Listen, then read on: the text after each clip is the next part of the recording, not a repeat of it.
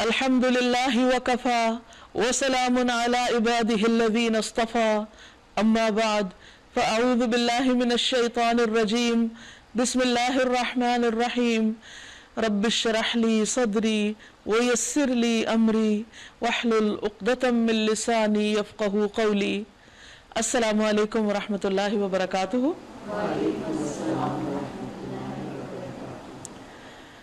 नाज़रीन, आज हम इंशाअल्लाह फ़हमुल कुरान प्रोग्राम के सिलसिले में 23वें पारे का मुताला करेंगे। रसूलुल्लाह सल्लल्लाहु अलैहि वसल्लम ने फरमाया कि रश्क तो सिर्फ दो इंसानों पर करना चाहिए, एक वो जिसे अल्लाह ने कुरान का इल्म दिया हो और वो दिन रात उसकी तिलावत करता हो, यानी उसे खुद भी पढ़ता हो और पढ़ के सुनाता भी हो, क्योंकि तिलावत में दोनों ही माने पाए जाते हैं। और दूसरा वो जिसे अल्लाह ने माल दिया हो और वो उसे दिन रात हक के लिए लुटा रहा हो, यानी उसमें दिन या रात की कैद ना हो, जब भी मौका हो, जो भी अपॉर्चुनिटी हो। तो अल्लाह ताला से दुआ है कि वो हमें उन लोगों में शामिल कर दे जिस पर लोग रश्क करते हैं, अल्लाह के फरिश्ते भी रश्क करते हैं, बाकी मखलूक भी रश्क करती है। इरशाद बारी ताला है, वमा लिया ला अअबुदुल्लज़ी फ़तरनी व इलैहि तुरजाऊन। आखिर मैं क्यों ना उस हस्ती की बंदगी करूं, क्यों ना उसकी इबादत करूं जिसने मुझे पैदा किया और जिसकी तरफ तुम सबको पलट कर जाना है। हम में से हर शख्स जब अल्लाह की इबादत करता है तो उसे अपने सामने यही नुक्ता रखना चाहिए कि चूंकि अल्लाह मेरा खालिक है, वही मेरा मालिक है, वही मेरा राज़िक है, उसी ने मुझे जिंदगी दी, वही मुझे मौत देगा, उसी की तरफ मुझे वापस जाना है, लिहाजा मुझे उसी की इबादत करनी चाहिए। उसका हक मुझ पर तमाम इंसानों से बढ़कर है। यही बात उस अल्लाह के बंदे की समझ में आ गई जो दूर दराज के इलाके से पैगंबरों की बात सुनकर उन पर ईमान ले आया, जबकि करीब के लोगों ने उनका इनकार कर दिया। और फिर ये ईमान उसका जिंदगी को खतरे में डालने की बिना पर था, इसीलिए जो ही उसने अपने ईमान का इजहार किया और उसके लिए दलील भी दी, तो उसके बाद उसकी कौम ने उसके साथ जो सलूक किया उस पर अल्लाह सुब्हानहू तआला ने उसको जन्नत जैसी नेमत अता की। वो कहता है, अअत्तखिज़ु मिन दूनिही आलिहा, क्या मैं उसे छोड़कर दूसरे माबूद बना लूं? हालांकि अगर खुदा रहमान मुझे कोई नुकसान पहुंचाना चाहे तो ना उनकी शफात मेरे किसी काम आ सकती है, न वो मुझे छुड़ा सकते हैं, तो जो किसी काम के नहीं, भला मैं उनके पीछे क्यों जाऊं? अगर मैं ऐसा करूं तो मैं सरी गुमराही में मुब्तला हो जाऊंगा। मैं तो अपने रब पर ईमान ले आया, तुम भी मेरी बात मान लो। आखिरकार उन लोगों ने उसे कत्ल कर दिया। उस शख्स से कह दिया गया, दाखिल हो जाओ जन्नत में, यानी कत्ल होते ही अल्लाह सुब्हानहू तआला ने अपने जन्नत के दरवाजे उसके लिए खोल दिए। हालांकि उसने कोई नमाज नहीं पढ़ी थी, कोई और काम नहीं किया था, सिर्फ ईमान का इजहार किया था। लेकिन ये इतने खौफ के आलम में और इतनी तन्हाई के आलम में कि पूरी बस्ती में से कोई दूसरा शख्स उसका हमनवा नहीं था। उसने समझाने की भी कोशिश की, उसने दलाइल भी दिए, लेकिन कोई एक भी नहीं माना। इसके बावजूद वो हक पर कायम रहा। तो अल्लाह सुब्हानहू तआला ने कितने बेहतरीन तरीके से उसका इस्तकबाल किया। तो इससे ये पता चलता है कि हक को मानने में अगर इंसान अकेला भी रह जाए तो उस पर इस्तिकामत इख्तियार करनी चाहिए, क्योंकि इस इंसान का मामला जो हक पर होता है अपने रब के साथ होता है, और सच्चाई कभी भी मात नहीं खाती। जा अल हक व ज़हक़ अल बातिल, हक आता है और बातिल जाता है, तो बातिल को तो जाना ही होता है। इसलिए इंसान अगर बातिल सहारे को थामेगा तो खुद भी उसके साथ बह जाएगा। यहाँ पर अल्लाह सुब्हानहू तआला ने जन्नत की नेमत उसको उसके कौल के बदले दी, यानी एक बात थी जो उसने की थी। उसने कहा, काश मेरी कौम को मालूम होता कि मेरे रब ने किस चीज की बदौलत मेरी मग़फ़िरत फरमा दी और मुझे बाइज्जत लोगों में दाखिल कर दिया। अब यहाँ पर आप देखिए कि इतना वो खैरख्वाह था अपनी कौम का कि जिस कौम ने उसको मार डाला, वो उस मरने के बाद भी उनके हक में भलाई चाह रहा है कि काश उन्हें पता चल जाए कि इज्जत किस चीज में है, उन्हें पता चल जाए कि असल कामयाबी क्या है। वमा अंज़लना अला कौमिही मिन बादिही मिन जुंदिन मिनस समा वमा कुन्ना मुंज़िलीन।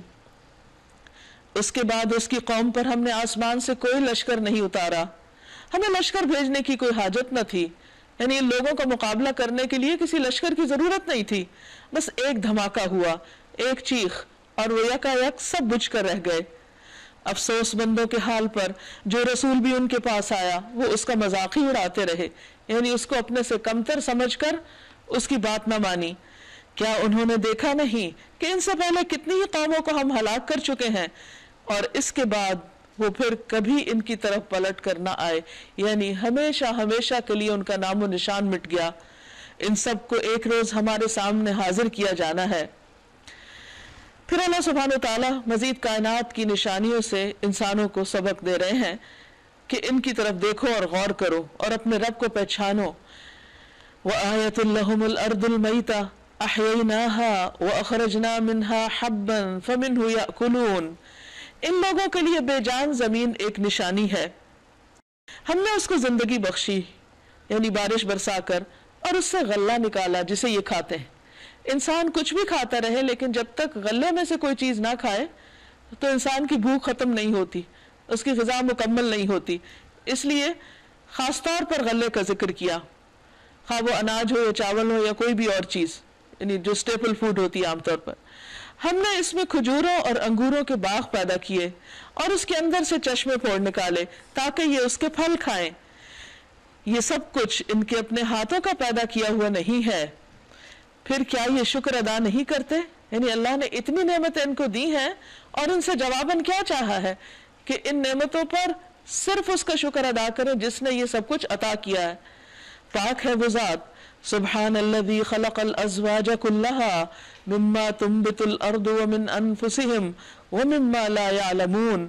پاک ہے وہ ذات جس نے ہر قسم کے جوڑے پیدا کیے، خواہ وہ زمین کی نباتات میں سے ہو یا خود ان کی اپنی جنس یعنی نوع انسانی میں سے ہو یا ان اشیاء میں سے جن کو یہ جانتے تک نہیں۔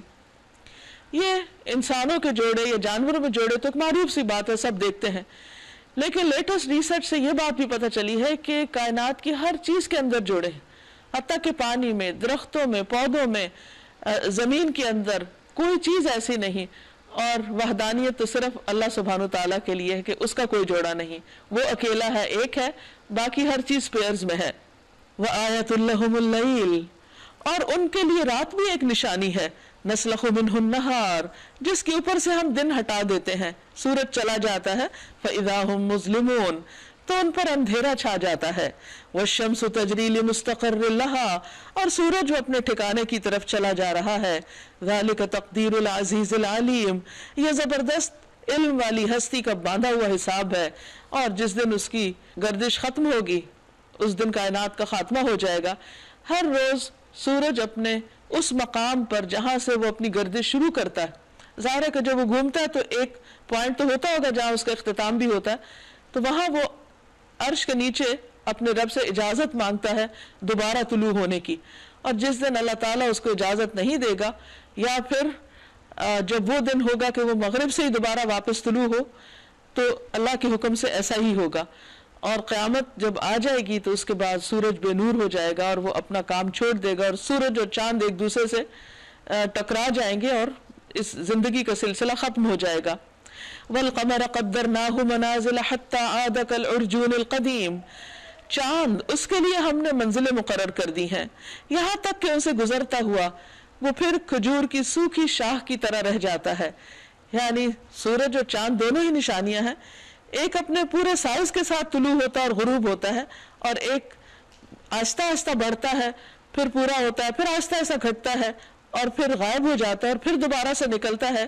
یہ سب کچھ کس کے اختیار میں ہے؟ صرف ایک اللہ کے۔ نہ سورج کے بس میں یہ ہے کہ وہ چاند کو جا پکڑے، اور نہ رات دن پر سبقت لے جا سکتی ہے، ہر چیز ڈسپلن میں رکھی گئی ہے، ان سب پر ایک ہستی کا کنٹرول ہے۔ وَكُلٌّ فِي فَلَكٍ يَسْبَحُونَ، سب ایک ایک فلک میں تیر رہے ہیں، یعنی سب گردش بھی کر رہے ہیں، ایک جگہ کھڑے نہیں، اور اپنے اپنے دائرے میں ہیں، کوئی دوسرے کے ساتھ انٹرفیئرنس نہیں کر رہا، کہیں ٹکراؤ نہیں ہے۔ وَآیَةٌ لَهُمْ أَنَّا حَمَلْنَا ذُرِّيَّتَهُمْ فِي الْفُلْكِ الْمَشْحُونِ، ان کے لیے یہ بھی ایک نشانی ہے کہ ہم نے ان کی نسل کو بھری ہوئی کشتی میں سوار کر دیا، اشارہ ہے نوح علیہ السلام کی کشتی کی طرف، اور پھر ان کے لیے ویسی ہی کشتیاں اور پیدا کی سواری کے لیے جن پر یہ سوار ہوتے ہیں۔ ہم چاہیں تو ان کو غرق کر دیں، کوئی ان کی فریاد سننے والا نہ ہو، اور کسی طرح یہ بچائے نہ جا سکے. یعنی عین سمندر کے بیچ میں ایک کشتی جیسی چیز کے اوپر انسان کا سوار ہو کے دور دور کے فاصلے طے کرنا یہ حیران کن بات ہے، جبکہ پانی خشکی کے مقابلے میں 3 گنا زیادہ ہے. اور اگر اللہ نہ چاہے تو کوئی جہاز کنارے تک نہ پہنچے. بے بسی کے عالم میں انسان عین سمندر کے بیچ میں غرق ہو جائے، لیکن اللہ سبحانہ وتعالیٰ کی یہ رحمت ہے. فرمایا بس ہماری رحمت ہی ہے جو انہیں پار لگاتی ہے اور ایک وقت خاص تک زندگی سے فائدہ اٹھانے کا موقع دیتی ہے. ان لوگوں سے جب کہا جاتا ہے کہ بچو اس انجام سے جو تمہارے آگے آ رہا ہے اور جو تمہارے پیچھے گزر چکا ہے، یعنی جو تم سے پہلی قومیں دیکھ چکی، شاید کہ تم پر رحم کیا جائے، تو یہ سنی انسنی کر جاتے ہیں. ان دونوں چیزوں سے بے خوف ہے. انہیں فکر یہ نہیں کہ پیچھے کیا ہوا، کہیں وہ دنیا میں نہ آ جائے، اور پھر بڑے دن کے عذاب سے بھی ڈرتے نہیں. ان کے سامنے ان کے رب کی آیات میں سے جو آیت بھی آتی ہے یہ اس کی طرف توجہ نہیں کرتے. یعنی کوئی بھی نشانی اللہ تعالیٰ وقتاً فوقتاً جو انسانوں کی ہدایت کے لیے دکھاتا ہے، ان یوزول چیزیں جو انسان کے نوٹس میں آتی ہیں، یہ اس میں سے کسی بھی چیز پر توجہ نہیں کرتے. اور جب ان سے کہا جاتا ہے کہ اللہ نے جو رزق تمہیں عطا کیا ہے اس میں سے کچھ اللہ کی راہ میں بھی خرچ کرو، تو یہ لوگ جنہوں نے کفر کیا ہے ایمان لانے والوں کو جواب دیتے ہیں کیا ہم ان کو کھلائیں جنہیں اگر اللہ چاہتا تو خود کھلا دیتا، تم تو بالکل ہی بہک گئے ہو. یعنی ایسی نصیحتیں ان پر الٹا اثر کرتی ہیں کہ اللہ تعالیٰ خود ہی کھلا دیتا، ہم کیوں دیں. وَيَقُولُونَ مَتَى هَذَا الْوَعْدُ إِن كُنتُمْ صَادِقِينَ. یہ لوگ کہتے ہیں کہ یہ قیامت کی دھمکی آخر کب پوری ہوگی، یہ روز قیامت کی باتیں ہوتی ہیں، آ کیوں نہیں جاتی، بتاؤ اگر تم سچے ہو، ہمیں ٹائم بتاؤ. حالانکہ قیامت کو مانگنے والی چیز تو نہیں. انسان کو زندگی مانگنی چاہیے، موقع اور مہلت مانگنی چاہیے کہ وہ کچھ اچھے کام کر سکے، نہ کہ موت مانگے اور قیامت اور فتنے اور فساد کی تمنا کرے. دراصل یہ چیز کی راہ تک رہے ہیں، وہ بس ایک دھماکہ ہے جو یکایک انہیں عین اس حالت میں دھر لے گا جب یہ اپنے دنیاوی معاملات میں جھگڑ رہے ہوں گے. اس وقت یہ وصیت تک نہ کر سکیں گے. یعنی قیامت اچانک آئے گی کہ یہ اپنے پیچھے کوئی بات کہہ کے بھی نہ جا سکیں گے اور نہ اپنے گھروں کو پلٹ سکیں گے. جو جہاں کہیں ہوگا وہیں پر ہی اس کا خاتمہ ہو جائے گا. جیسے احادیث میں بھی آتا ہے کہ لوگ راستوں بازاروں میں چل رہے ہوں گے، خرید و فروخت کر رہے ہوں گے، اپنی مجلسوں میں بیٹھے بات چیت کر رہے ہوں گے کہ اتنے میں ایک سور پھونک دیا جائے گا، اور حتیٰ کہ ایک دکاندار کپڑا پھیلا کے بیٹھا ہوگا کہ اسے واپس لپیٹنے کی بھی فرصت نہیں ہوگی کہ قیامت آ جائے گی. کیونکہ سور پھونکنے کے لیے حضرت اسرافیل جو ہے وہ اللہ کے حکم کا انتظار کر رہے ہیں کہ کس وقت حکم ہو اور فوری طور پر وہ اس کی تعمیل کر دیں، جیسا کہ احادیث سے ہمیں پتہ چلتا ہے. سور پھونکنے والے فرشتے کی تیاری. نبی صلی اللہ علیہ وسلم نے فرمایا سور پھونکنے والے فرشتے کو جب سے یہ ذمہ داری دی گئی ہے وہ تب سے تیار حالت میں اپنی آنکھیں عرش کی طرف لگائے ہوئے ہے، اس بات سے ڈرتے ہوئے کہ کہیں حکم ملنے سے پیشتر اس کی نگاہ ادھر ادھر نہ ہو جائے. گویا اس کی آنکھیں 2 روشن ستارے ہیں، یعنی مسلسل ایک ہی طرف دیکھ رہا ہے کہ کب اللہ تعالیٰ کا حکم ہو اور وہ اپنا کام کر دے. نبی صلی اللہ علیہ وسلم نے فرمایا میں کیسے خوش و خرم رہ سکتا ہوں. ادھر سور پھونکنے والا فرشتہ اپنے منہ میں سور لے چکا ہے، اس نے اپنی پیشانی جھکا دی ہے، اپنا کان لگا دیا ہے، اب وہ نفخ یعنی پھونکے جانے کے حکم کا انتظار کر رہا ہے. مسلمانوں نے کہا اے اللہ کے رسول صلی اللہ علیہ وسلم ہم اس پریشانی میں کیا کہیں. آپ نے فرمایا یہ کہو اللہ ہمیں کافی ہے، وہ بہترین کارساز ہے، ہم نے اپنے رب پر توکل کیا ہے. پھر ایک سور پھونکا جائے گا اور یکایک یہ اپنے رب کی حضور پیش ہونے کے لیے اپنی قبروں سے نکل پڑیں گے. گھبرا کر کہیں گے ارے یہ کس نے ہماری خوابگاہ سے ہمیں اٹھا دیا. ایک سور وہ ہوگا جب پھونکا جائے گا تو ہر چیز ختم ہو جائے گی، جتنے بھی لوگ زندہ ہیں، انسان، جانور وغیرہ سب ختم ہو جائیں گے. پھر اللہ تعالیٰ جب تک چاہے گا ان کو اسی حالت میں رکھے گا. پھر دوبارہ سور پھونکا جائے گا تو تمام لوگ جہاں کہیں مرے پڑے تھے وہاں سے دوبارہ اٹھ جائیں گے اور اللہ کے حضور حاضر ہوں گے. یہ وہی چیز ہے جس کا خدا رحمان نے وعدہ کیا تھا اور رسولوں کی بات سچی تھی. یعنی یہ سب کچھ اچانک نہیں ہوا، اس کی تفصیلات سب اللہ تعالیٰ نے اپنی کتاب میں اور رسولوں کے ذریعے لوگوں کو بتا دی تھی. انہوں نے اگر اس کو نہیں مانا، نہیں جانا اور نہیں حق مانا تو پھر یہ ان کی اپنی غلطی ہے.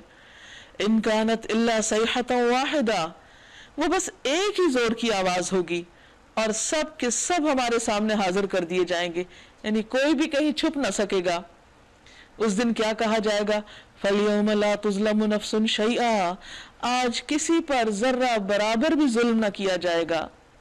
وَلَا تُجْزَوْنَ إِلَّا مَا كُنْتُمْ تَعْمَلُونَ، اور تمہیں ویسا ہی بدلہ دیا جائے گا جیسے عمل تم کرتے رہے، یعنی جو کر کے آئے ہو وہی تمہارے سامنے ہے حاضر. إِنَّ أَصْحَابَ الْجَنَّةِ الْيَوْمَ فِي شُغُلٍ فَاكِهُونَ، آج جنتی لوگ مزے کرنے میں مشغول ہیں. ہم وازواجہم فی ظلال علی الارائک متکئون، وہ اور ان کی بیویاں گھنے سایوں میں مسندوں پر تکیے لگائے ہوئے، ہر قسم کی لذیذ چیزیں کھانے پینے کو ان کے لیے وہاں موجود ہیں، جو کچھ وہ طلب کریں ان کے لیے حاضر ہے. رب رحیم کی طرف سے ان کو سلام کہا گیا ہے، یعنی ہر خواہش پوری ہونے کے ساتھ ساتھ امن کا پیغام، سلامتی کا پیغام. یعنی یہ ایسی نعمت اور ایسی دولت ہوگی جو ہر خوشی میں کئی گنا زیادہ اضافہ کر دے گی. یعنی انسان کے لیے صرف کھانا پینے کی خوشی کی بات نہیں ہوتی، صرف اچھا لباس ہی خوشیاں نہیں دیتا، بلکہ جس سے انسان کو محبت ہو اس کی طرف سے ایک چھوٹا سا پیغام بھی انسان کے لیے سب سے بڑھ کر خوشی کا باعث ہوتا ہے. اہل جنت کی خوشحالی، نبی صلی اللہ علیہ وسلم نے فرمایا ایک آواز دینے والا آواز دے گا، اے جنت والو تمہارے لیے یہ طے ہو گیا کہ تم صحت مند رہو گے، کبھی بیمار نہ ہوگے، تم زندہ رہو گے، کبھی موت نہ آئے گی، تم جوان رہو گے، کبھی بوڑھے نہ ہوگے، تم خوشحال رہو گے، کبھی مصیبت نہ آئے گی تم پر. تو یہ جن لوگوں کو اللہ سے محبت ہے اس کی طرف سے جب سلام آئے گا تو ان کے دل ٹھنڈے ہو جائیں گے. اور اے مجرمو آج تم چھٹ کر الگ ہو جاؤ. دنیا میں تو تم اکٹھے رہتے تھے، ایک گھر میں تھے، ایک معاشرے میں تھے، ساتھ ساتھ تھے، اٹھتے بیٹھتے، کولیگز سے آپس میں، بہن بھائی تھے، رشتہ دار تھے، لیکن آج سب اپنے اپنے مقام پر، جیسے جس کے عمل ویسی اس کی جگہ. آدم کے بچوں کیا میں نے تم کو ہدایت نہ کی تھی کہ شیطان کی بندگی نہ کرو، یعنی شیطان کی اطاعت نہ کرو، وہ تمہارا کھلا دشمن ہے، اور میری ہی بندگی کرو، یہ سیدھا راستہ ہے. مگر اس کے باوجود اس نے تم میں سے ایک گروہ کثیر کو گمراہ کر دیا. کیا تم عقل نہیں رکھتے تھے؟ کیونکہ شیطان انسان کا دشمن ہے اور اس کا کام بھی یہی ہے کہ مسلسل انسان کو ورغلاتا رہے. اور اس نے اللہ سبحانہ وتعالیٰ کے سامنے اس بات کا اقرار کیا تھا کہ میں مرتے دم تک انسان کو بہکاؤں گا، جیسا کہ ایک حدیث میں آتا ہے. رسول اللہ صلی اللہ علیہ وسلم نے فرمایا شیطان نے اللہ عز و جل سے کہا مجھے تیری عزت اور جلال کی قسم میں تیرے بندوں کو اس وقت تک گمراہ کرتا رہوں گا جب تک ان کے جسم میں روح رہے گی، یعنی موت کے وقت تک. تو اللہ سبحانہ وتعالیٰ نے فرمایا مجھے اپنی عزت اور جلال کی قسم جب تک وہ مجھ سے معافی مانگتے رہیں گے میں بھی انہیں معاف کرتا رہوں گا. تو اس میں ہوپ ہے ہم سب کے لیے. یہ وہی جہنم ہے جس سے تم کو ڈرایا جاتا رہا. جو کفر تم دنیا میں کرتے رہے ہو اس کی پاداش میں اب اس کا ایندھن بنو. آج ہم ان کے منہ بند کیے دیتے ہیں، ان کے ہاتھ ہم سے بولیں گے، ان کے پاؤں گواہی دیں گے کہ یہ دنیا میں کیا کمائی کرتے رہے ہیں. یعنی مجرم لوگ جب اپنے جرم کا اقرار نہیں کریں گے یا جھوٹ بولیں گے اور کہیں گے ہم نے کوئی غلط کام کیا ہی نہیں، تو ان کے منہ کو بند کر دیا جائے گا. یا اسی طرح وہ لوگ جنہوں نے تھوڑے بہت کوئی اچھے کام کیے ہوں گے اور زیادہ برے کام کیے ہوں گے وہ بھی اپنی نیکیوں کا چرچا کرنا شروع کر دیں گے، تو ان کا منہ بند کر کے ان کے ہاتھوں کو، پاؤں کو، جسم کو، کھالوں کو بولنے کے لیے کہا جائے گا اور وہ ان کے خلاف گواہی دیں گے، جیسے احادیث میں تفصیل آتی ہے. رسول اللہ صلی اللہ علیہ وسلم نے فرمایا قیامت کے دن جب تم لوگ پیش ہوگے تو تمہارے منہ پہ مہر لگا دی جائے گی اور سب سے پہلے جو چیز بولے گی وہ ران اور ہتھیلی ہوگی، یعنی ہاتھ بولیں گے انسان کے. قیامت کے دن ایک شخص آئے گا اور کہے گا اے میرے رب میں تجھ پر، تیری کتابوں پر، تیرے رسولوں پر ایمان لایا اور میں نے نماز پڑھی. اس سے جس قدر ہوگا اپنی نیکی کی تعریف کرے گا. پھر اللہ تعالیٰ فرمائے گا ہم ابھی تیرے خلاف گواہ بھیجتے ہیں.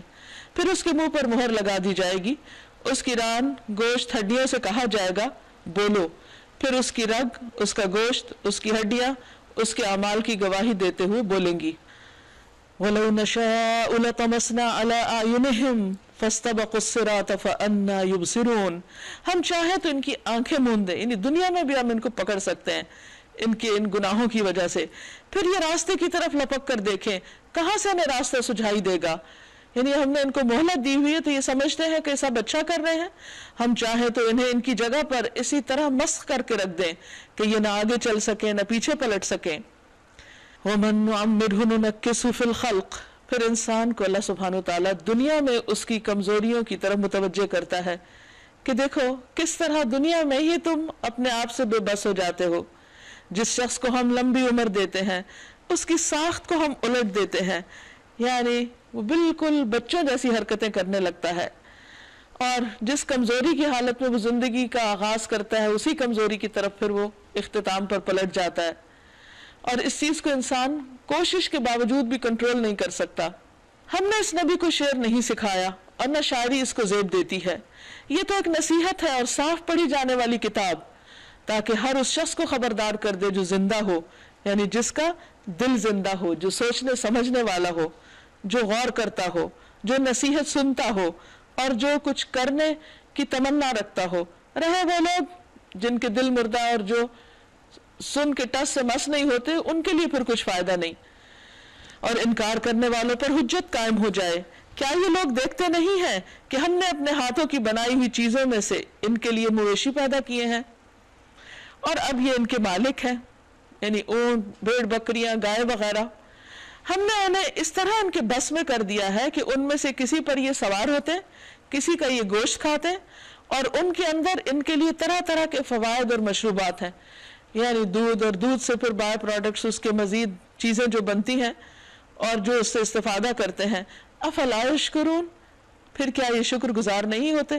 یعنی بنایا ہم نے ان کے لیے سب کچھ، دیا ہم نے ان کو، یہ چلتی پھرتی فیکٹریاں ان کی ملکیت میں، لیکن شکر یہ کسی اور کا ادا کرتے ہیں، یہ شکر ادا ہی نہیں کرتے. تو اللہ سبحانہ تعالیٰ اس بندے سے خوش ہوتا ہے جو ایک لقمہ کھاتا ہے یا ایک پانی کا گھونٹ پیتا ہے اور پھر اس پر اللہ کا شکر ادا کرتا ہے.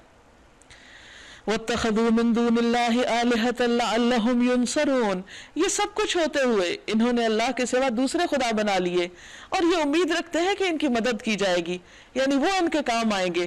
وہ ان کی کوئی مدد نہیں کر سکتے، بلکہ یہ لوگ الٹے ان کے لیے حاضر باش لشکر بنے ہوئے ہیں، یعنی ان کو تو خود جا کر ان کو سنبھالنا اور دیکھنا ہوتا ہے، یعنی بتوں کی صفائی ستھرائی اور ان کی جگہ کو ریپلیس کرنا یا ان کو کچھ پہنانا اتارنا، یہ تو سارے خود ان کے خدمتگار ہیں، نہ کہ وہ ان کے مددگار. اچھا جو باتیں یہ بنا رہے ہیں وہ تمہیں رنجیدہ نہ کریں، ان کی چھپی اور کھلی سب باتوں کو ہم جانتے ہیں. اولم یر الانسان انا خلقناہ من نطفۃ فاذا هو خصیم مبین، کیا انسان دیکھتا نہیں کہ ہم نے اسے نطفے سے پیدا کیا جو نیکڈ آئی سے نظر بھی نہیں آتا، اور پھر وہ سری جھگڑالی بن کے کھڑا ہو گیا. اب وہ ہم پہ مثالیں چسپاں کرتا ہے، یعنی جب اللہ نے اس کو بولنے سننے والا بنایا تو اس نے اپنی زبان اور اپنی صلاحیتیں اللہ کے خلاف استعمال کرنا شروع کر دی، اور اپنی پیدائش کو بھول جاتا ہے کہ وہ کس حال سے اٹھا. کہتا ہے کون ان ہڈیوں کو زندہ کرے گا جبکہ یہ بوسیدہ ہو چکی ہوں گی؟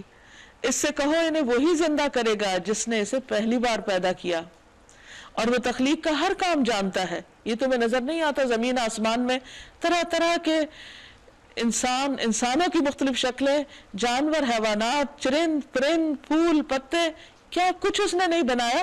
کیا اس کے لیے مشکل ہے کہ وہ تمہیں دوبارہ اٹھائے؟ وہی جس نے تمہارے لیے ہرے بھرے درخت سے آگ پیدا کر دی اور تم اس سے اپنے چولہے روشن کرتے ہو. پہلے زمانے میں ماچس وغیرہ نہیں ہوتی تھی، پتھروں کو ٹکرا کے اور درختوں کی ٹہنیوں کو ایک دوسرے پہ مار کے آگ لگائی جاتی تھی. تو اس کی طرف اللہ تعالیٰ اشارہ کرتے ہیں کہ حیران کن چیز ہے کہ ایسے درخت پیدا کر دیے کہ جن سے تم آگ نکالتے ہو.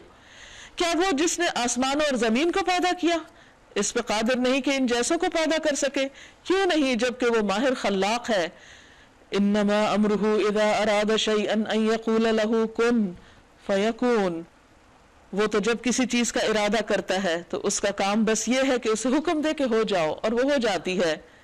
فسبحان الذی بیدہ ملکوت کل شیء والیہ ترجعون، پاک ہے وہ جس کے ہاتھ میں ہر چیز کا مکمل اقتدار ہے اور اسی کی طرف تم پلٹائے جانے والے ہو، یعنی سب کی واپسی اسی کی طرف ہے. سورۃ الصافات. بسم اللہ الرحمن الرحیم، شروع اللہ کے نام سے جو بے انتہا مہربان نہایت رحم فرمانے والا ہے. والصافات صفا فالزاجرات زجرا فالتالیات ذکرا ان الہکم لواحد رب السماوات والارض وما بینہما ورب المشارق. قطار در قطار صف باندھنے والوں کی قسم، اشارہ ہے فرشتوں کی طرف کہ جو انتہائی منظم طریقے سے پورے ڈسپلن کے ساتھ اللہ کی عبادت میں لگے ہوئے ہیں. آسمان میں 4 انگلیاں رکھنے کی بھی جگہ ایسی نہیں جہاں کوئی نہ کوئی فرشتہ اللہ کی عبادت میں نہ کھڑا ہو. لیکن وہ ایسے نہیں کہ ہیپ ہیزرڈ جو جہاں جس کا جی چاہے کھڑا ہو گیا، بلکہ باقاعدہ صفیں بنی ہوئی ہیں ان کی، جیسا کہ احادیث سے ہمیں پتہ چلتا ہے.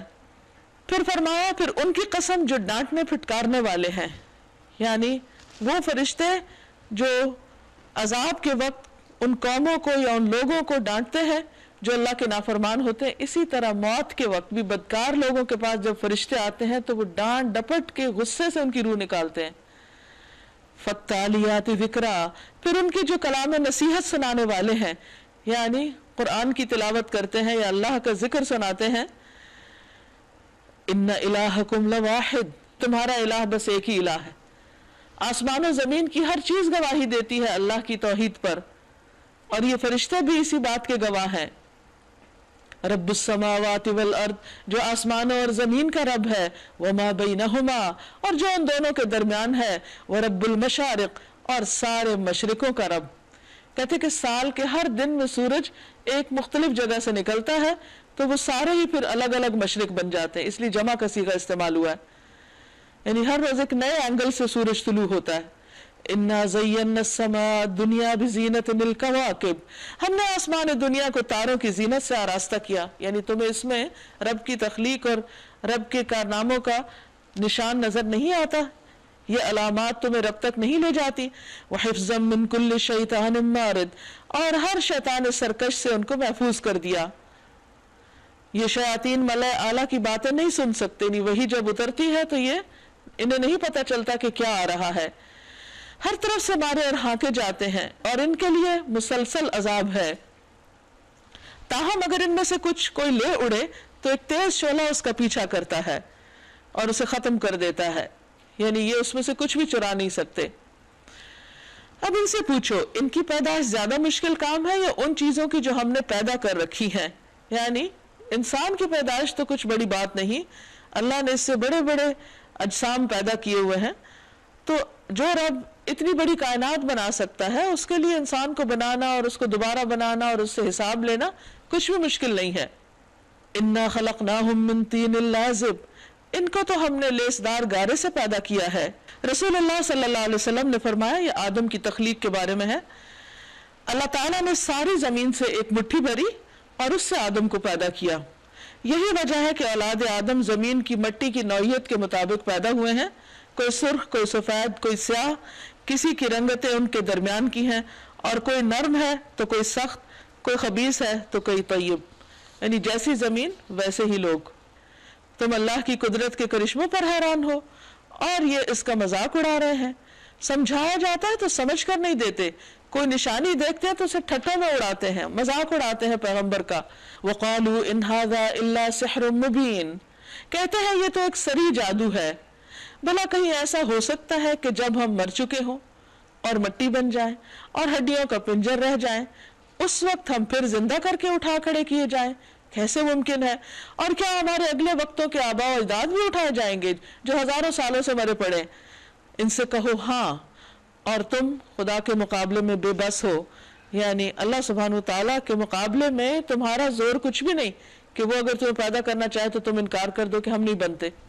فَإِنَّمَا هِيَ زَجْرَةٌ وَاحِدَةٌ، بس ایک ہی جھڑکی ہوگی، اور یہ یکایک اپنی آنکھوں سے وہ سب کچھ جس کی خبر دی جا رہی ہے دیکھ رہے ہوں گے. اس وقت یہ کہیں گے، ہائے ہماری کم بختی، یہ تو یوم الجزا ہے، یہ تو بدلے کا دن ہے، یہ وہی فیصلے کا دن ہے جسے تم جھٹلایا کرتے تھے. یعنی ان کو بتایا جائے گا، آج آنکھیں کھول کے دیکھ لو کہ وہاں آ کھڑے ہوئے جس سے تم بھاگتے تھے. حکم ہوگا گھیر لاؤ سب ظالموں کو اور ان کے ساتھیوں کو اور ان معبودوں کو جن کو وہ خدا کو چھوڑ کر پوجا کرتے تھے، سب کو اکٹھا کر دو. من دون اللہ، اللہ کے سوا. فہدوہم الی صراط الجحیم، پھر ان سب کو جہنم کا راستہ دکھاؤ. وقفوہم، ذرا ان کو ٹھہراؤ، یعنی جہنم میں ڈالنے سے پہلے تھوڑا روک لو. انہم مسئولون، کیونکہ ان سے پوچھا جانا ہے، اب ان کے سوال ہوں گے، ان سے حساب لیا جائے گا. اللہ چاہے تو ویسے ہی پھینک دے، لیکن وہ حساب کا مرحلہ بھی بڑا سخت ہے. اب دیکھیے جب کسی انسان سے یہ پوچھا جائے کہ تم نے فلاں کام کیوں کیا، اس وقت کیا جواب ہو سکتا ہے؟ کوئی ایسا جواب تو نہیں کہ جو اللہ کو سیٹسفائی کر سکے. انسانوں کو تو انسان کوئی بہانہ لگا کے، کوئی جھوٹ بول کے، کسی بھی طریقے سے مطمئن کر سکتا ہے اور اپنی جان چھڑا سکتا ہے، کسی بھی مقدمے میں جیت سکتا ہے، لیکن اللہ کے ہاں کوئی ایسی چیز کام نہ دے گی، کیونکہ وہ تو ظاہر اور باطن، آگے پیچھے، حال اور ماضی، مستقبل، غائب کا سب کا جاننے والا ہے۔ کیا ہو گیا ہے تمہیں؟ اب ایک دوسرے کی مدد کیوں نہیں کرتے؟ جن معبودوں پہ تمہیں بہت بھروسہ تھا، جن کے اوپر تمہیں بہت توکل تھا، وہ کدھر ہیں؟ ارے آج تو یہ اپنے آپ کو ایک دوسرے کے حوالے کیے دے رہے ہیں، یعنی اس وقت اب ان کے اندر کسی قسم کی کوئی ریزنٹمنٹ نہیں ہوگی، اس کے بعد یہ ایک دوسرے کی طرف مڑیں گے اور باہم جھگڑنا شروع کر دیں گے۔ یعنی دنیا میں جن کے ساتھ دوستیاں تھیں اور ایک دوسرے کا سہارا بنے ہوئے تھے، آج وہی ایک دوسرے کے دشمن۔ پیروی کرنے والے فالوورز اپنے پیشواؤں لیڈرز سے کہیں گے تم ہمارے پاس سیدھے رخ سے آتے تھے، یعنی تم ہمارے اوپر طاقت سے آتے تھے اور زبردستی ہم سے اپنی مرضی کراتے تھے۔ وہ جواب دیں گے نہیں، بلکہ تم خود ہی مان لانے والے نہ تھے، ہمارا تم پر کوئی زور نہ تھا، تم خود ہی سرکش لوگ تھے۔ آخر کار ہم اپنے رب کے اس فرمان کے مستحق ہو گئے کہ ہم عذاب کا مزہ چکھنے والے ہیں، سو ہم نے تمہیں بہکایا، ہم خود بہکے ہوئے تھے۔ فَإِنَّهُمْ يَوْمَئِذٍ فِي الْعَذَابِ مُشْتَرِكُونَ، اس طرح وہ سب اس روز عذاب میں مشترک ہوں گے، سب ایک ہی جگہ ہوں گے، یعنی پیروکار بھی اور فالوورز بھی، لیڈرز بھی، گمراہ کرنے والے، گمراہ ہونے والے، ان کے معبود، سب کے سب ایک ہی کیٹیگری، ایک ہی انٹرسٹ کے لوگ ایک ہی جگہ پھینک دیے جائیں گے۔ ہم مجرموں کے ساتھ یہی کچھ کیا کرتے ہیں۔ یہ وہ لوگ تھے جب ان سے کہا جاتا اللہ کے سوا کوئی معبود برحق نہیں تو یہ گھمنڈ میں آ جاتے تھے، تکبر کرتے تھے اور کہتے تھے کیا ہم ایک شاعر مجنون کی خاطر اپنے معبودوں کو چھوڑ دیں؟ یعنی نبی صلی اللہ علیہ وسلم کو یہ شاعر اور مجنون سمجھتے، حالانکہ وہ حق لے کر آیا تھا اور اس نے رسولوں کی تصدیق کی تھی۔ اب ان سے کہا جائے گا تم لازماً دردناک سزا کا مزہ چکھنے والے ہو، اور تمہیں جو بھی بدلہ دیا جا رہا ہے انہی اعمال کا دیا جا رہا ہے جو تم کرتے رہے ہو۔ الا عباد اللہ المخلصین، مگر اللہ کے چنے ہوئے بندے اس برے انجام سے محفوظ ہوں گے۔ ان کے لیے معلوم رزق ہے، جانا بوجھا، یعنی جس کی تفصیلات قرآن مجید میں جگہ جگہ بتائی جا چکی ہیں۔ ہر طرح کی لذیذ چیزیں اور نعمت بھری جنتیں جس میں وہ عزت کے ساتھ رکھے جائیں گے، تختوں پر آمنے سامنے بیٹھیں گے، یعنی ایک دوسرے سے لڑیں جھگڑیں گے نہیں بلکہ ایک دوسرے کے ساتھ بیٹھ کر انجوائے کریں گے۔ شراب کے چشموں سے ساغر بھر بھر کر ان کے درمیان پھرائے جائیں گے، چمکتی ہوئی شراب جو پینے والوں کے لیے لذت ہوگی، نہ اس سے ان کے جسم کو کوئی نقصان ہوگا نہ ان کی عقل کوئی خراب ہوگی۔ دنیا کی شراب کے برعکس وہ شراب سراسر فائدے کی ہوگی۔ اور ان کے پاس نگاہیں بچانے والی خوبصورت آنکھوں والی عورتیں ہوں گی، ایسی نازک جیسے انڈے کے چھلکے کے نیچے چھپی ہوئی جھلی، یعنی ان کی سکن کی نرمی، خوبصورتی اور ان کے کلر کی خوبصورتی بتائی جا رہی ہے، کیونکہ عورتوں کی خوبصورتی ان کی آنکھوں اور خاص طور پر سکن، ان دو چیزوں میں ہوتی ہے۔ پھر وہ ایک دوسرے کی طرف متوجہ ہو کر حالات پوچھیں گے، یعنی دنیا کی باتیں کریں گے، پچھلے قصے کہانیاں۔ عام طور پر ایسا ہوتا ہے کہ جب لوگ ایک دوسرے سے ملتے ہیں تو اپنے ماضی کو یاد کرتے ہیں، پرانی باتیں دہراتے ہیں، اور وہ ایک طرح سے جو کہانیاں بن چکی ہوتی ہیں۔ تو وہاں بھی ان میں سے ایک کہے گا دنیا میں میرا ایک ہم نشین تھا، میرا کلیگ تھا، جو مجھ سے کہا کرتا تھا کیا تم بھی تصدیق کرنے والوں میں سے، تم بھی آخرت کو مانتے ہو؟ کیا واقعی جب ہم مر چکے ہوں گے اور مٹی ہو جائیں گے اور ہڈیوں کا پنجر بن جائیں گے تو ہمیں جزا سزا دی جائے گی؟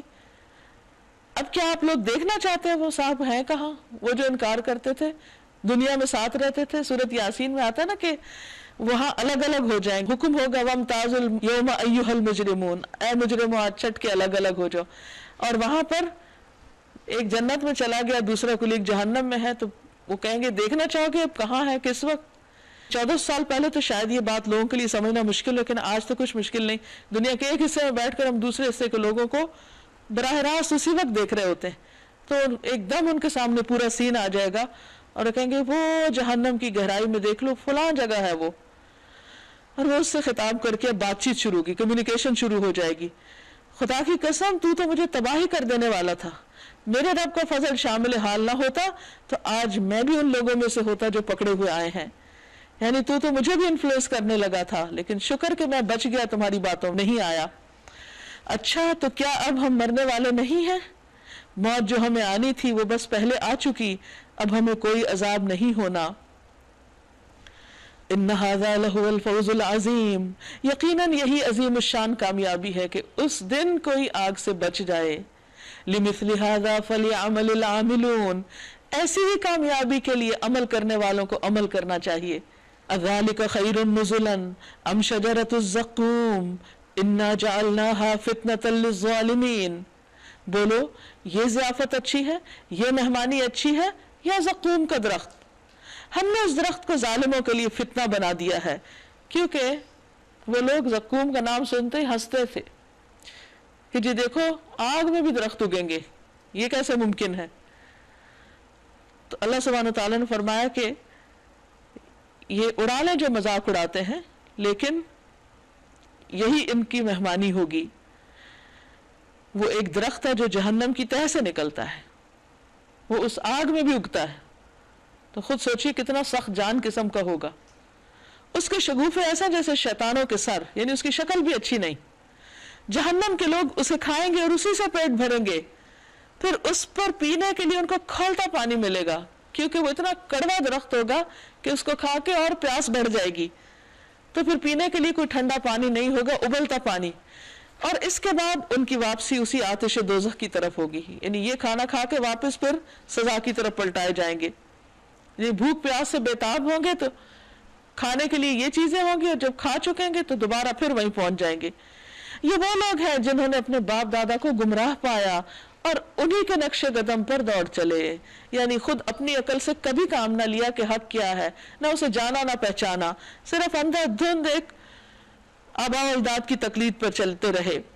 حالانکہ ان سے پہلے بہت سے لوگ گمراہ ہو چکے تھے اور ان میں ہم نے تنبیہ کرنے والے رسول بھیجے تھے.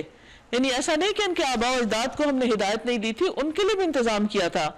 اب دیکھ لو کہ ان تنبیہ کیے جانے والوں کا کیا انجام ہوا، یعنی انہیں جو ڈرایا گیا اور وہ نہیں ڈرے تو پھر نتیجہ کیا ہوا. اس برے انجام سے بس اللہ کے وہی بندے بچے ہیں جنہیں اس نے اپنے لیے خالص کر لیا.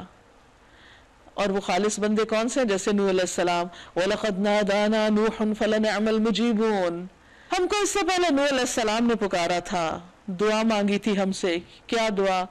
کہ انی مغلوب فانتصر، یا اللہ میں مغلوب ہو گیا ہوں، تو ہی مدد کر. تو دیکھو ہم کیسے اچھے جواب دینے والے تھے. ہم نے دعا سن لی. وَنَجَّيْنَاهُ وَأَهْلَهُ مِنَ الْكَرْبِ الْعَظِيمِ، ہم نے اس کو اور اس کے گھر والوں کو کرب عظیم سے بچا لیا، یعنی اس مسلسل اذیت سے جو قوم ان کو پہنچا رہی تھی. وَجَعَلْنَا ذُرِّيَّتَهُ هُمُ الْبَاقِينَ، اور اسی کی نسل کو ہم نے باقی رکھا اور بعد کی نسلوں میں اس کی تعریف اور توصیف چھوڑ دی. سلام ہے نوح پر تمام دنیا والوں میں، ہم نیکی کرنے والوں کو ایسی ہی جزا دیا کرتے ہیں جیسی نوح علیہ السلام کو دی ہے، کہ وہ اس وقت بھی ان کی دعا سنی جاتی ہے اور بعد میں بھی دنیا میں ان کی نیک نامی باقی رہتی ہے. در حقیقت وہ ہمارے مومن بندوں میں سے تھا، پھر دوسرے گروہ کو ہم نے غرق کر دیا، یعنی سرکش لوگوں کو. اور نوح علیہ السلام کے طریقے پر چلنے والا ابراہیم تھا علیہ السلام.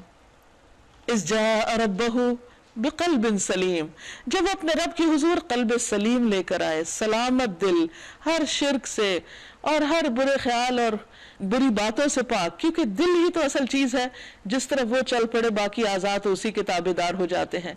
تو ان کا دل سلامت تھا، اس دل میں اللہ کے سوا کوئی اور نہ تھا.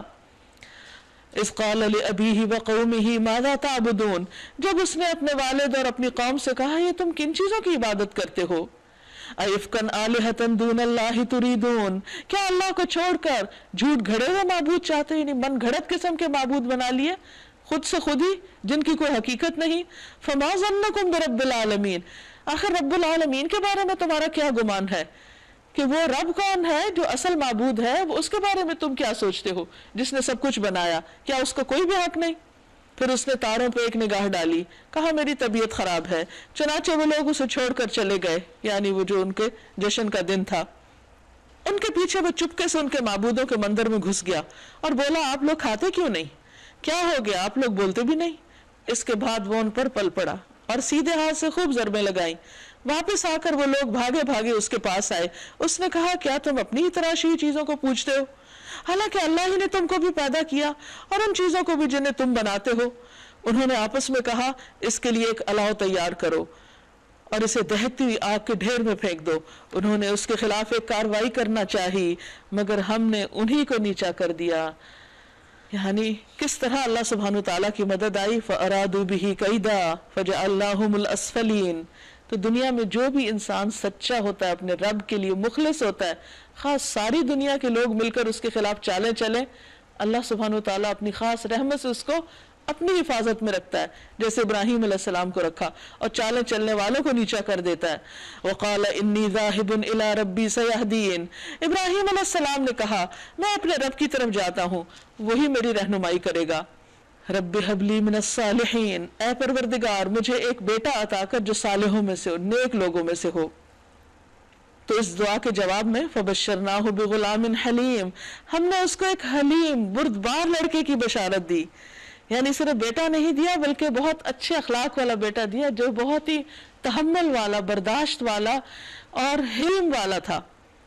یعنی جلد باز نہیں تھا اور اس کے اندر کسی قسم کا کوئی غرور نہیں تھا.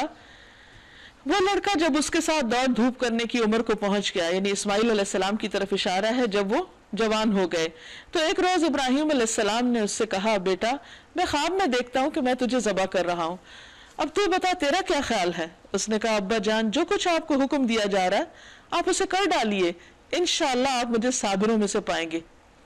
اب آپ دیکھیے کہ ابراہیم علیہ السلام نے جب اسماعیل علیہ السلام چھوٹے ہی تھے تو اس وقت ان کو ان کی والدہ کے ساتھ مکہ میں چھوڑ دیا تھا اور سالہ ان کے پاس نہیں گئے. لیکن جب اللہ سبحانہ تعالیٰ کے حکم سے وہ وہاں پہنچتے ہیں اور اپنا خواب سناتے ہیں تو فوراً تیار ہو جاتے ہیں. یہ کس کی تربیت تھی؟ ماں کی تربیت تھی کہ اس نے کس طرح اپنے بچے کو ایمان پر رکھا اور والد کا فرما بردار بنایا. اور پھر جب وہ آئے اور وہ ان کو لے کر گئے ذبح کرنے کے لیے تو کہا جاتا ہے کہ ان کے پاس ایک ہی قمیض تھی، تو وہ اپنے والد سے کہتے ہیں کہ آپ اسی میں مجھے کفن دیجیے گا. تو اس سے اندازہ لگائیے کہ کتنے سوچ سمجھ کر، ایسا نہیں کہ کوئی جذباتی کیفیت ہے جس کی بنا پر انہوں نے کہہ دیا اور پھر اس کے بعد ڈرنے گھبرانے لگ گئے. کہا نہیں، اگر اللہ کا حکم ہے تو اس میں خیر ہی خیر ہے. کہ اطاعت کا کتنا بلند درجہ ہے. ہم بعض اوقات کوئی کام اللہ کے حکم کے مطابق کرنے لگتے ہیں تو پھر 100 طرح کے خیالات میں ڈراتے ہیں کہ پتہ نہیں پھر یہ نقصان نہ ہو جائے، وہ نہ ہو جائے. حالانکہ انسان اگر اللہ پر توکل کر لے تو اللہ تعالیٰ اس وقتی نقصان کے اندر سے بھی بہت ساری خیر نکال دیتا ہے. ان دونوں نے سر تسلیم خم کر دیا، بہت ہی بڑا امتحان تھا، اور ابراہیم علیہ السلام نے بیٹے کو ماتھے کے بل گرا دیا اور ہم نے ندا دی اے ابراہیم تو نے خواب سچا کر دکھایا، بس اتنی سی بات تھی، تیری آزمائش تھی. ہم نیکی کرنے والوں کو ایسی ہی جزا دیتے ہیں. یقیناً یہ ایک کھلی آزمائش تھی اور ہم نے ایک بڑی قربانی فدیے میں دے کر اس بچے کو چھڑا لیا. یعنی اس کی بجائے وہ جو چھری انہوں نے پھیری اس تو ریپلیس کر دیا ایک مینڈھے سے. اور اس کی تعریف اور توصیف ہمیشہ کے لیے بعد کی نسلوں میں چھوڑی. یعنی آج جو بھی ان کا نام لیتا ہے عزت اور احترام کے ساتھ، اور اس قربانی کی وجہ سے ان کا اور زیادہ ان کے لیے احسان مند ہوتا ہے اور ان کے لیے زیادہ عزت کے جذبات ہوتے ہیں. سلام علی ابراہیم، سلام ہے ابراہیم پر، کذالک نجزی المحسنین، ہم نیکی کرنے والوں کو ایسی ہی جزا دیتے ہیں. انہ من عبادنا المؤمنین، یقیناً وہ ہمارے مومن بندوں میں سے تھا. وبشرناہ باسحاق نبیا من الصالحین، اور ہم نے اسے اسحاق کی بشارت دی، ایک نبی صالحین میں سے، اور اسے اور اسحاق کو برکت دی. یعنی کس طرح ان کو بچے عطا کیے اور پھر ان سے پوری نسل چلی. یعنی اسحاق سے یعقوب علیہ السلام اور پھر ان سے پوری بنی اسرائیل. ومن ذریتہما محسن وظالم لنفسہ مبین، اب ان دونوں کی اولاد میں سے کوئی محسن ہے اور کوئی اپنے نفس پر صریح ظلم کرنے والا ہے. یعنی اللہ نے ان کو تو ہر طرح کی برکتیں دی، لیکن آگے پھر اولاد میں ہر طرح کے لوگ ہیں، نیک بھی ہیں بد بھی ہیں. اور ہم نے موسیٰ اور ہارون پر احسان کیا. وَنَجَّيْنَاهُمَا وَقَوْمَهُمَا مِنَ الْكَرْبِ الْعَظِيمِ، ان کو اور ان کی قوم کو کرب عظیم سے نجات دی، یعنی فرعون کے ظلم و ستم سے نجات دی. انہیں نصرت بخشی، مدد کی ان کی، جس کی وجہ سے وہی غالب رہے. ان کو نہایت واضح کتاب عطا کی یعنی تورات، انہیں راہ راست دکھائی، اور بعد کی نسلوں میں ان کا ذکر خیر باقی رکھا. یعنی ایسا نہیں کہ کوئی اللہ کے لیے قربانی دے تو اللہ تعالیٰ اس کی قدر نہ کرے، اس کا ذکر خیر ہمیشہ کے لیے باقی رکھا. سلام ہے موسیٰ اور ہارون پر، سلام علی موسیٰ و ہارون انا کذالک نجزی المحسنین انہما من عبادنا المؤمنین، ہم نیکی کرنے والوں کو ایسی ہی جزا دیتے ہیں، در حقیقت وہ ہمارے مومن بندوں میں سے تھے. وَإِنَّ إِلْيَاسَ لَمِنَ الْمُرْسَلِينَ، اور الیاس بھی یقیناً مرسلین میں سے تھے، رسولوں میں سے تھے. یاد کرو جب اس نے اپنی قوم سے کہا تم لوگ ڈرتے نہیں ہو؟ کیا تم بال کو پکارتے ہو؟ یہ ان کا بت تھا. اور احسن الخالقین کو چھوڑ دیتے ہو. اس اللہ کو جو تمہارا اور تمہارے اگلے پچھلے آباء و اجداد کا رب ہے، ان کو چھوڑ دیتے ہو. فَكَذَّبُوهُ فَإِنَّهُمْ لَمُحْضَرُونَ، مگر انہوں نے اسے جھٹلا دیا، سو اب یقیناً وہ سزا کے لیے پیش کیے جانے والے ہیں. الا عباد اللہ المخلصین، سوائے ان بندگان خدا کے جن کو خالص کر لیا گیا، یعنی الیاس علیہ السلام کی قوم میں سے جو ایمان لے آئے. وَتَرَكْنَا عَلَيْهِ فِي الْآخِرِينَ، اور الیاس کا ذکر خیر ہم نے بعد کی نسلوں میں باقی رکھا. سلام علی الیاسین، سلام ہو الیاس علیہ السلام پر. انا کذالک نجزی المحسنین، ہم نیکی کرنے والوں کو ایسا ہی بدلہ دیتے ہیں. انہ من عبادنا المؤمنین، بے شک وہ ہمارے مومن بندوں میں سے تھے. وان لوطا لمن المرسلین، اور بے شک لوط علیہ السلام بھی رسولوں میں سے تھے. اذ نجیناہ واہلہ اجمعین، جب ہم نے اس کو اور اس کے گھر والوں سب کو نجات دی. الا عجوزا فی الغابرین، سوائے ایک بڑھیا کے جو پیچھے رہنے والوں میں سے تھی، یعنی ان کی بیوی. ثم دمرنا الآخرین، پھر باقی سب کو تہس نہس کر دیا. وانکم لتمرون علیہم مصبحین، آج تم شب و روز ان کے اجڑے دیار پر سے گزرتے ہو. وباللیل، دن کو بھی اور رات کو بھی. افلا تعقلون، کیا تم کو عقل نہیں آتی کہ ان کا انجام کیا ہوا، ان کی بستیاں کس طرح برباد ہوئیں، ان کے آثار کس طرح مٹ گئے. وَإِنَّ يُونُسَ لَمِنَ الْمُرْسَلِينَ، اور یقیناً یونس علیہ السلام بھی رسولوں میں سے تھے. اِذْ أَبَقَ إِلَى الْفُلْكِ الْمَشْحُونَ، یاد کرو جب وہ ایک بھری ہوئی کشتی کی طرف بھاگ نکلے. اور قصہ مشہور ہے کہ یونس علیہ السلام اللہ کا حکم آنے سے پہلے اپنے لوگوں کو چھوڑ کر چلے گئے، ناراض ہو کر ان سے. اور کشتی میں جب بیٹھے تو کشتی ڈوبنے لگی اور ان کو سمندر میں پھینک دیا گیا. سمندر میں کس طرح پھینکا گیا؟ پھر وہ قرہ اندازی میں شریک ہوئے، یعنی ان کا نام قرہ میں نکلا تھا، اور اس میں مات کھائی. آخرکار مچھلی نے اسے نگل لیا اور وہ اپنے آپ کو ملامت کر رہے تھے. اور پھر انہوں نے اللہ کی تسبیح بیان کی، وہ آیت کریمہ پڑھی. اللہ تعالیٰ فرماتے ہیں اگر وہ تسبیح کرنے والوں میں سے نہ ہوتے تو قیامت تک اسی مچھلی کے پیٹ میں رہتے. تو اس سے یہ پتہ چلتا ہے کہ انسان سے بھول چوک ہو جاتی ہے، غلطی ہو جاتی ہے، تو اس کے فوراً بعد اللہ تعالیٰ سے توبہ بھی کرنی چاہیے اور ساتھ اللہ کی تسبیح بیان کرنی چاہیے کہ اللہ میرا ہی قصور ہے، آپ نے یہ جو میرے حق میں اس وقت فیصلہ کیا ہے، اس مشکل کے آنے کا بھی، اس میں آپ پر کوئی الزام نہیں، میری ہی غلطی ہے، میری ہی زیادتی ہے. اور اس سے یہ بھی پتہ چلتا ہے کہ اللہ تعالیٰ دعائیں سنتا ہے، چاہے انسان کی کتنی بھی بڑی غلطی ہو. یعنی انہوں نے ایسا کام کیا تھا کہ اللہ تعالیٰ ان سے ناراض ہو گئے تھے، لیکن جو ہی انہوں نے پکارا اللہ تعالیٰ متوجہ ہو گئے. فَنَبَذْنَاهُ بِالْعَرَاءِ وَهُوَ سَقِيمٌ، آخر کار ہم نے اسے ایک بڑی بیمار حالت میں ایک چٹیل زمین پہ پھینک دیا. وَأَنبَتْنَا عَلَيْهِ شَجَرَةً مِّن يَقْطِينٍ، اور اس پر ایک بیلدار درخت اگا دیا. وَأَرْسَلْنَاهُ إِلَىٰ مِائَةِ أَلْفٍ أَوْ يَزِيدُونَ، اس کے بعد ہم نے اسے 1,00,000 یا اس سے زیادہ لوگوں کی طرف بھیجا. یعنی یہ نہیں کہ اللہ تعالیٰ کو تعداد نہیں پتہ تھی، یہ کہنے کا ایک انداز ہے، ایک سٹائل ہے. فَآمَنُوا فَمَتَّعْنَاهُمْ إِلَىٰ حِينٍ، وہ ایمان لائے اور ہم نے ایک وقت خاص تک انہیں باقی رکھا. فَاسْتَفْتِهِمْ أَلِرَبِّكَ الْبَنَاتُ وَلَهُمُ الْبَنُونَ، پھر ذرا ان لوگوں سے پوچھو کیا ان کے دل کو یہ بات لگتی ہے کہ تمہارے رب کے لیے تو ہوں بیٹیاں اور ان کے لیے ہوں بیٹے؟ کیا واقعی ہم نے ملائکہ کو عورتیں ہی بنایا؟ اور یہ آنکھوں دیکھی بات کہہ رہے ہیں، انہوں نے دیکھا کب کہ وہ عورتیں ہیں یا لڑکیاں ہیں؟ خوب سن رکھو، دراصل یہ لوگ من گھڑت بات کہتے ہیں، یعنی خود ساختہ بات ہے ان کی کہ اللہ اولاد رکھتا ہے، اور فی الواقع یہ جھوٹے ہیں. کیا اللہ نے بیٹوں کی بجائے بیٹیاں اپنے لیے پسند کر لی؟ تمہیں کیا ہو گیا ہے، کیسے حکم لگا رہے ہو؟ کیا تمہیں ہوش نہیں آتا؟ یعنی ایسا نہیں کہ اللہ کو بیٹے زیادہ پسند ہے تو اس لیے فرما رہے. کہا کہ جو یعنی پہلی بات ہے کہ اللہ کی تو کوئی اولاد ہی نہیں ہے، تم اللہ سے وہ چیز منسوب کر رہے ہو جو تمہیں خود پسند نہیں. یعنی اللہ تعالیٰ کا مقام تمہاری نگاہوں میں یہی ہے؟ یا پھر تمہارے پاس اپنی ان باتوں کے لیے کوئی صاف سند ہے تو لاؤ اپنی وہ کتاب اگر تم سچے ہو کہ جہاں یہ لکھا ہوا کہ اللہ نے ایسا کچھ کیا ہے. وَجَعَلُوا بَيْنَهُ وَبَيْنَ الْجِنَّةِ نَسَبًا، انہوں نے اللہ اور ملائکہ کے درمیان نسب کا رشتہ بنا رکھا ہے. حالانکہ ملائکہ خوب جانتے ہیں کہ یہ لوگ مجرم کی حیثیت سے پیش ہونے والے ہیں، اور وہ کہتے ہیں اللہ ان صفات سے پاک ہے جو اس کے خالص بندوں کے سوا دوسرے لوگ اس کی طرف منسوب کرتے ہیں.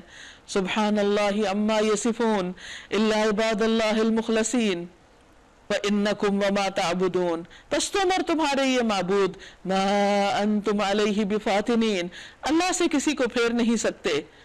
इल्ला मन हुवा सालिल जहीम, मगर सिर्फ उसको जो दोज़ख की भड़कती आग में झुलसने वाला हो।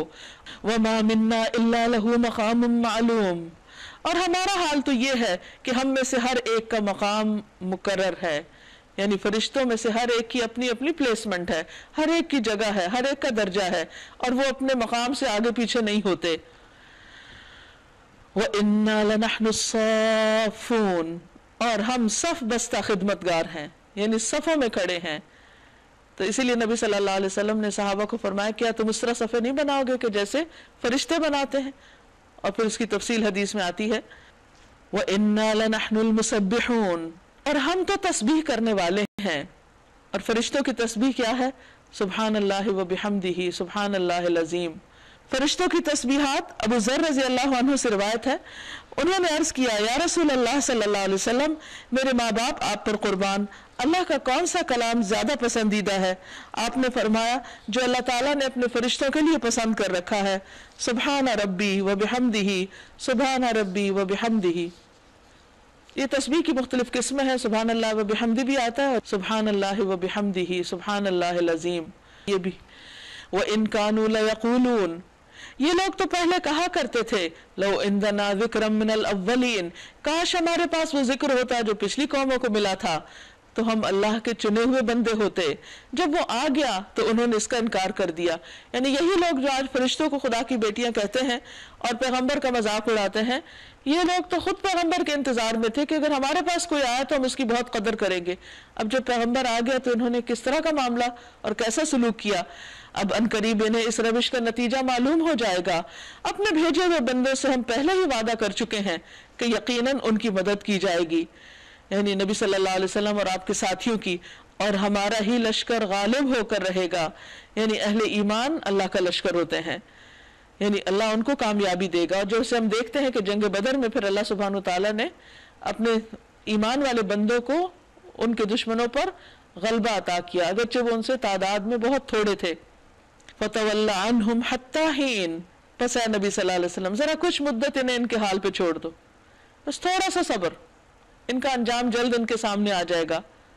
वो अबसिरहुम फसौफ युबसिरून, और देखते रहिए, अनकरीब ये खुद भी देख लेंगे कि अंजाम किसका क्या होता है। फबिअज़ाबिना यस्ताजिलून, क्या ये हमारे अजाब के लिए जल्दी मचा रहे हैं।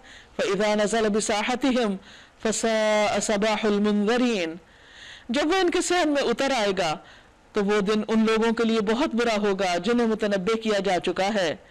बस जरा इन्हें कुछ मुद्दत के लिए छोड़ दो और देखते रहो, अनकरीब ये खुद देख लेंगे। सुब्हान रब्बिक रब्बिल इज्जति अम्फून, पाक है तेरा रब, इज्जत का मालिक, उन तमाम बातों से जो ये लोग बना रहे हैं, यानी उसके साथ जिसको भी ये शरीक ठहरा रहे हैं, उससे उसकी शान में कोई कमी नहीं आती। अगर ये किसी और को उसके हुकूक दे रहे हैं तो इससे उसकी शान में कुछ फर्क नहीं आता, क्योंकि ये तमाम बातें झूठ पर मबनी हैं, और झूठ पर मबनी बातों की कोई हकीकत नहीं होती। इससे अल्लाह सुब्हानहू तआला की शान में कोई फर्क नहीं आता। उसकी शान शौकत, उसकी इज्जत, उसका मकाम, उसकी बड़ाई, उसकी अजमत में अगर ये किसी और को साथ शरीक करना भी चाहते हैं तो ये सिर्फ उनके मुंह की बातें हैं, इससे कुछ भी हासिल ना होगा। वसलामुन अलल मुरसलीन, और सलामती हो सारे रसूलों पर जिन्होंने अल्लाह का पैगाम बंदों को सच सच हकीकत के मुताबिक पहुंचा दिया, और इस पैगाम को पहुंचाने के लिए तरह तरह की तकलीफें बर्दाश्त की। वक्ती तौर पर अगर उन्हें कोई दुख, गम, परेशानी हुई भी तो अल्लाह ने उनको सलामत रखा, दुनिया में भी उन पर सलामती भेजी, उनको निजात दी और उनको अपनी रहमत से बचा लिया, और आखिरत में भी उनको हर तरफ से सलाम पहुंचेगा।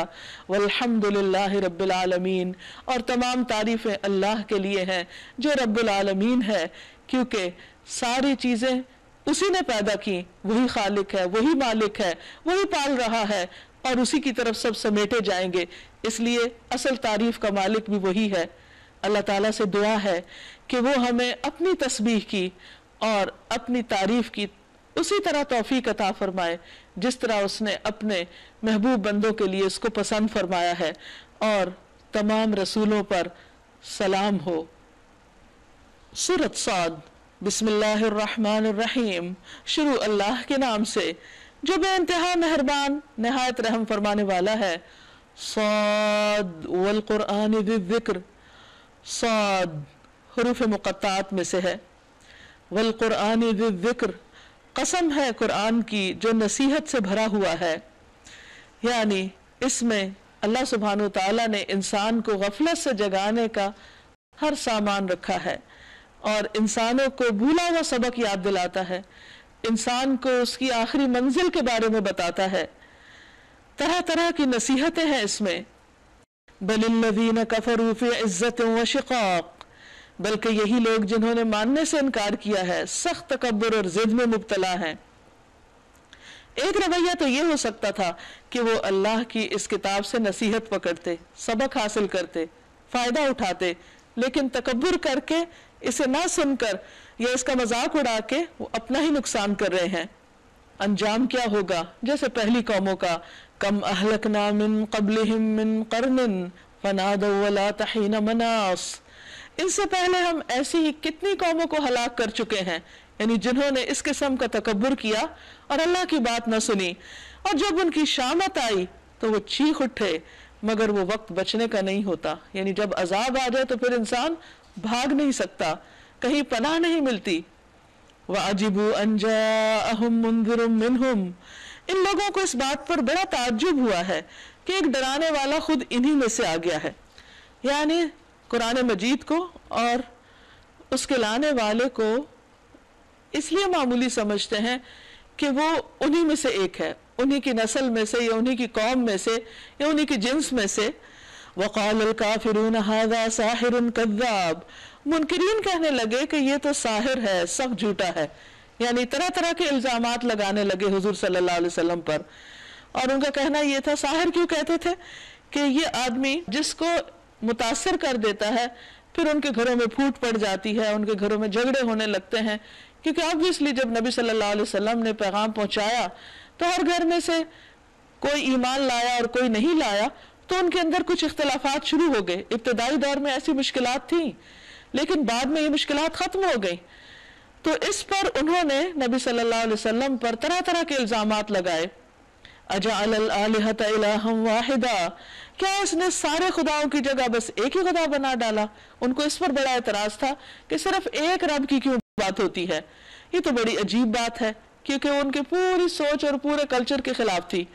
وَانْطَلَقَ الْمَلَأُ مِنْهُمْ أَنِ امْشُوا وَاصْبِرُوا عَلَىٰ آلِهَتِكُمْ، اور سرداران قوم یہ کہتے ہوئے نکل گئے کہ چلو اور ڈٹے رہو اپنے معبودوں کی عبادت پر. کیونکہ وہ ابو طالب کے پاس آئے تھے کہ آپ اپنے بھتیجے کو سمجھائیں، یہ جو چاہتا ہے ہم اسے لا کر دینے کو تیار ہیں، لیکن یہ ہماری بات مان جائے. تو جب آپ نے فرمایا کہ اگر میرے دائیں ہاتھ پہ سورج اور بائیں پہ چاند بھی رکھ دو تو میں اپنے کام سے باز نہیں آؤں گا، تو اس پر انہوں نے کہا کہ ٹھیک ہے، ہم بھی پھر اپنی ضد پر برقرار ہیں، ہم بھی ڈٹ کے مقابلہ کریں گے اور اپنے معبودوں کی عبادت پر جمے رہیں گے. یہ بات تو کسی اور ہی غرض سے کہی جا رہی ہے. یعنی ان کا مطلب یہ تھا کہ دال میں کچھ کالا ہے اور یہ چاہتے یہ ہیں کہ خود رول کریں اور ہمیں اپنا مطیع فرمان بنا لیں. یہ بات ہم نے زمانے قریب کی ملت میں کسی سے نہیں سنی، ہمارے کسی بزرگ نے، کسی عیسائی یہودی نے، کسی آس پاس کے بندے نے ایسا کوئی کلیم نہیں کیا. یہ تو کوئی نئی بات ہمیں آ کے بتا رہا ہے. یہ کچھ نہیں مگر ایک من گھڑت بات، یعنی خود سے ہی اس نے گھڑ لی ہے. کیا ہمارے درمیان بس یہی ایک شخص رہ گیا تھا جس پر اللہ کا ذکر نازل کر دیا گیا؟ یعنی کوئی کسر انہوں نے نہیں چھوڑی کہ نبی صلی اللہ علیہ وسلم پر باتیں نہ بنائیں. بل ہم فی شک من ذکری، تو اللہ تعالیٰ اب دفاع کرتے ہیں کہ بات یہ نہیں کہ پیغمبر میں کوئی کمی ہے، بات یہ ہے کہ یہ میرے ذکر میں شک کر رہے ہیں. یعنی آپ کو نہیں جھٹلا رہے، یہ میری بات کا انکار کر رہے ہیں. بل لما یذوقوا عذاب، یہ ساری باتیں اس لیے کر رہے ہیں کہ انہوں نے میرے عذاب کا بھی مزہ نہیں چکھا، ان کو آزادی ملی ہوئی ہے اور اس سے یہ ناجائز فائدہ اٹھا رہے ہیں. ام عندہم خزائن رحمت ربک العزیز الوہاب، کیا ان کے پاس ہے تیرے رب کی رحمت کے خزانے، وہ رب جو بڑی عزت والا ہے اور خوب خوب عطا کرنے والا ہے. ام لہم ملک السماوات والارض وما بینہما، یا ان کے لیے ہے بادشاہت جو آسمانوں اور زمین کی ہے اور جو ان دونوں کے درمیان ہے، کیا یہ ان سب چیزوں کے مالک ہیں؟ فَلْيَرْتَقُوا فِي الْأَسْبَابِ، اگر یہ مالک ہے تو عالم اسباب کی بلندیوں پہ چڑھ کے دیکھیں، پھر یہ زمین پر کیوں ہے؟ آگے بڑھیں. جندم ما ہنالک مہزوم من الاحزاب، یہ تو جتھوں میں سے ایک چھوٹا سا جتھا ہے، یعنی قریش کتنے ہیں، گنتی کا نمبر ہے جو اسی جگہ شکست کھانے والا ہے. ان سے پہلے نوح علیہ السلام کی قوم اور عاد اور میخوں والا فرعون کو میخوں والا اس لیے کہا گیا کہ اس کے بڑے بڑے لشکر تھے، تو جب وہ ان کے ساتھ ٹریول کرتا تھا تو ہر جگہ کیل ٹھوک کر جو خیمے لگائے جاتے اس سے پورے پورے شہر آباد ہو جاتے. اسی طرح جو میخ ہوتی ہے یا کیل ہوتا ہے وہ ایک مضبوطی کی علامت ہوتی ہے کہ اس کی جو بنیادیں تھیں دنیاوی اعتبار سے وہ بڑی مضبوط تھی، بڑی مضبوط عمارتیں انہوں نے بنائی اور بہت اندر تک ہر چیز کے اثر و رسوخ تھے ان کے پاس. لیکن پھر کیا ہوا انجام، اور سمود اور قوم لوط اور ایکا والے یہ سب جھٹلا چکے ہیں، اور ایک سے ایک قوم اہل مکہ سے زیادہ ترقی یافتہ تھی، زیادہ مضبوط تھی، ان کی تعداد بھی زیادہ تھی. جتھے تو وہ تھے، یعنی بظاہر دیکھنے میں تو ان کا مقابلہ مشکل تھا، لیکن اللہ کے لیے تو کچھ بھی مشکل نہیں. ان میں سے ہر ایک نے رسولوں کو جھٹلایا اور میری سزا کا فیصلہ ان پہ چسپاں ہو گیا. یہ لوگ بھی بس ایک دھماکے کے منتظر ہیں جس کے بعد کوئی دوسرا دھماکہ نہ ہوگا، اور یہ کہتے ہیں کہ اے ہمارے رب یوم الحساب سے پہلے ہی ہمارا حصہ ہمیں جلدی دے دے، یعنی دنیا میں ہی کوئی عذاب آ جائے. اصبر علی ما یقولون واذکر عبدنا داود ذا الاید انہ اواب. آپ صبر کیجئے، یعنی ان کی باتوں پر دل چھوٹا نہ کیجئے. علی ما یقولون، جو بھی یہ کہتے ہیں، اور تسلی کے لیے ہمارے بندے داؤد کو یاد کیجئے، ان کے حالات اپنی نگاہوں کے سامنے رکھیے. کون تھے داؤد؟ ذل ایدی، ہاتھوں والے، بڑی قوت والے. خاص طور پر ان کے ہاتھوں کا ذکر اس لیے ہے کہ دو تین چیزیں ان کے ساتھ منسوب ہیں. نمبر ایک یہ کہ لوہا ان کے ہاتھوں میں موم کر دیا گیا تھا، اور انہوں نے لوہے کا زبردست استعمال کیا اور اس سے بہت باریک تارے بنا کر اپنے ہاتھوں سے وہ جنگی سامان تیار کرتے تھے، زرع و بختر بناتے تھے.